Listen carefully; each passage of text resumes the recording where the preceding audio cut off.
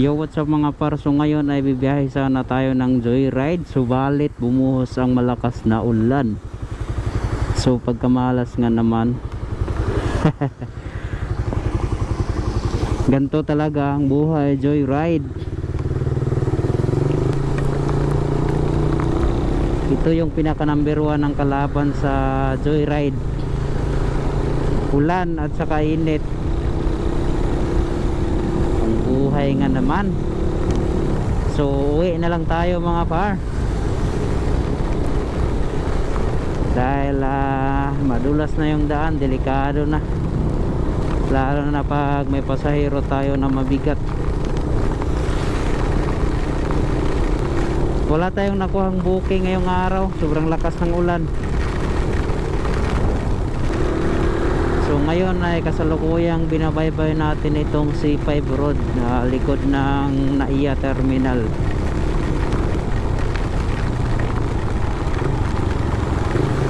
Buti na lang may kaputi ako. Napakalakas ng ulan, paano tayo dito makahanap ng pasahero? Bumuhos naman yung malakas na ulan. Ayan baha na dito ang bilis bumaha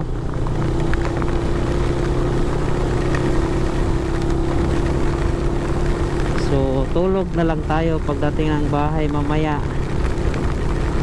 Grabe, napakalakas ng ulan.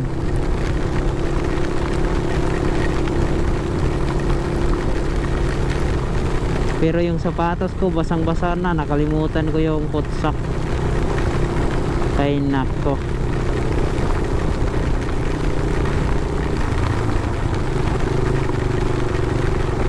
grabing buhay na to.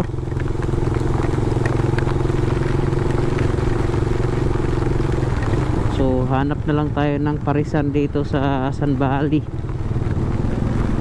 Kain na lang tayo ng pares or kape. Dahil di na tayo nito makakuha ng pasahero. Ala na, takot na mabasa ang pasahero nito. Kahit may kaputi tayo, kung ganito naman kalakas ang ulan, wala, useless pa rin, basa pa rin. Kaya tambay na lang tayo.